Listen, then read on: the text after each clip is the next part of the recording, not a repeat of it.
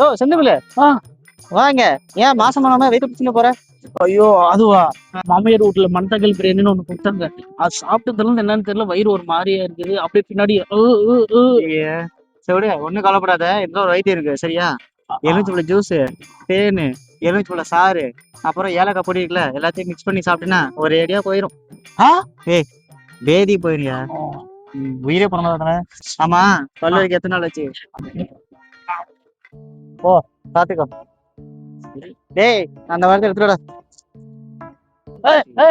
சந்தோஷ் சந்தோஷ், செவடு காது கேக்குதா இல்லையா? கூப்பிட்டேங்கிறேன், என்ன கொஞ்சம் அங்க டிராப் பண்ணிடு. ஏன்னா வண்டியிலே போறோம்.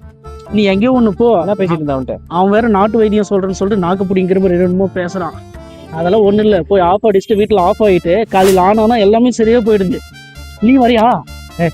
என்ன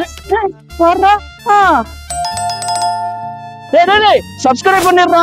போகும் பாதை தூரமே, வாழும் காலம் கொஞ்சமே, ஜீவ சுகம் பெற ராக நதியினில்.